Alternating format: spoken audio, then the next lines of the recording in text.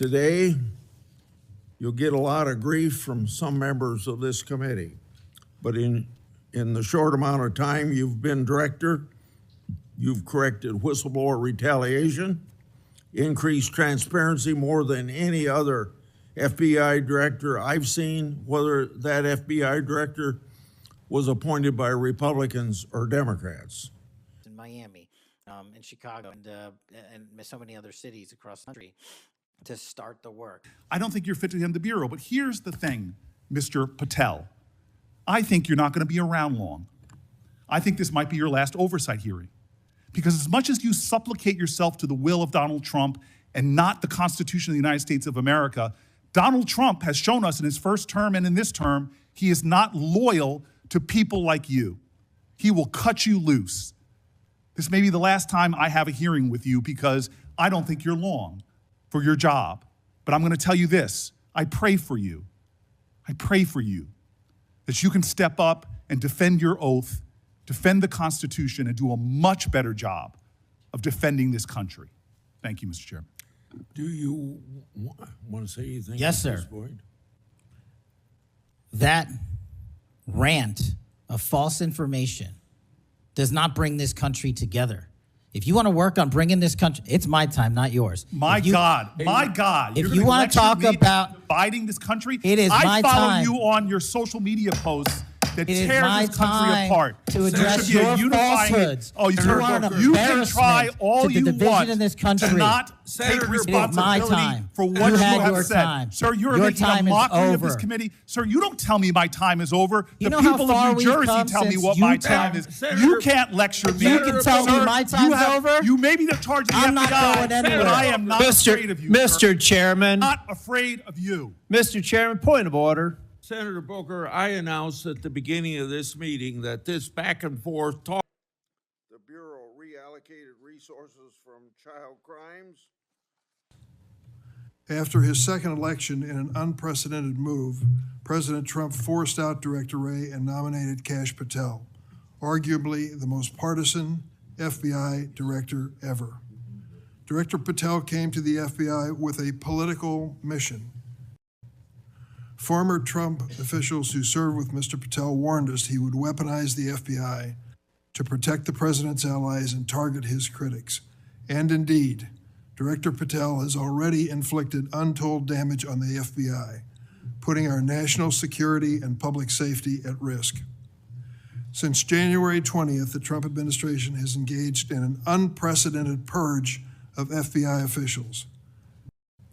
In fact, according to former acting FBI Director Brian Driscoll, in a lawsuit filed last week, Director Patel made this very plain, telling Driscoll personally, quote, that his own job depended on the removal of agents who worked on the cases against the president, end quote. And even though he knew, quote, the nature of summary findings were likely illegal.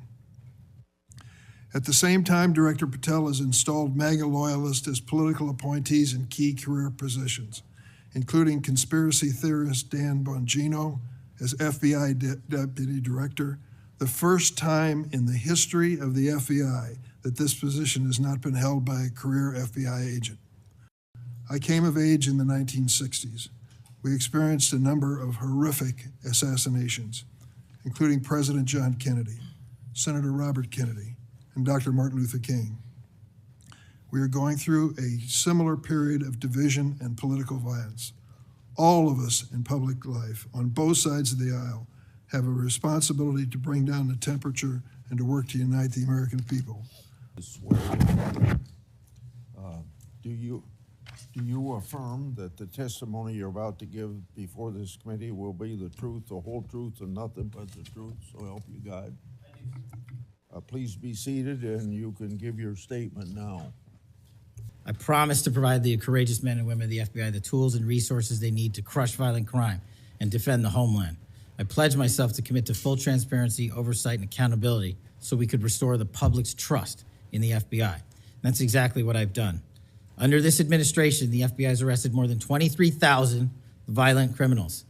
That's more than twice for the same time period from last year alone.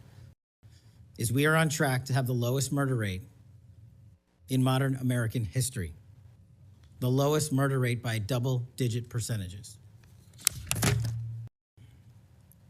And I'm here to testify that the original sin in the Epstein case was the way it was initially brought by Mr. Acosta back in 2006. The original case involved a very limited search warrant or set of search warrants and didn't take as much investigatory material it should have seized. If I were the FBI director then, it wouldn't have happened. The search warrants were limited to small time periods to include 2002 to 2005 and 1997 to 2001. Mr. Acosta allowed Epstein to enter in 2008 to a plea and non-prosecution agreement, which then the courts issued mandates and protective orders legally prohibiting anyone from ever seeing that material ever again without the permission of the court. The non-prosecution agreements also barred future prosecutions for those involved at that time of those individuals. Still, this administration, at the direction of President Trump, has done more to turn over all the credible information we are legally able to do so, and we will continue to work with Congress to achieve that end. I'm honored to be the 9th director of the FBI. I'm not going anywhere. If you want to criticize my 16 years of service, please bring it on. Over to you. Opportunity to address that. You said in your opening statement, we are reducing the training requirements at Quantico. Director Patel, FBI agents pledge their loyalty to the Constitution of the United States, not you personally. What is the basis for requiring polygraph exams of your workforce and asking them if they've made negative comments about you?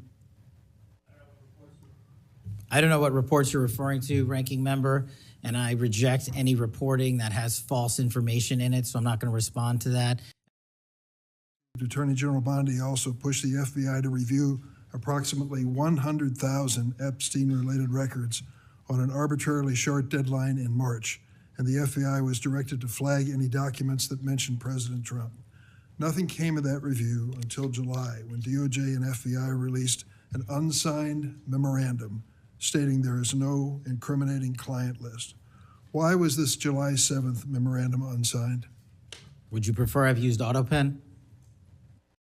What is the evidence to suggest the pipe bombs placed outside of the DNC and RNC on January 6th were an inside job?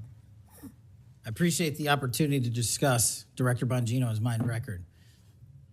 So many on this committee and the media jettison our 31 years of public service. Can you answer the question, sir? I'm answering the question. You're questioning the integrity of the Deputy Director of the Asking FBI you and mine. if you found any and I'm going to evidence. answer the question. I'm The pipe asking- bomb investigation is ongoing, and I'm not going to discuss Ongoing? the details of the pipe bomb investigation.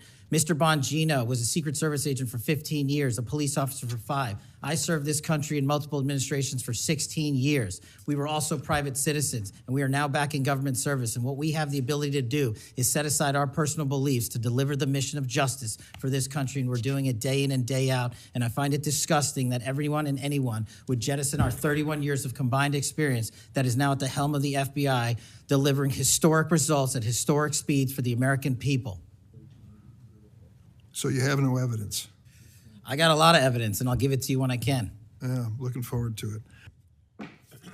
Boy, is my timing good. It is very good.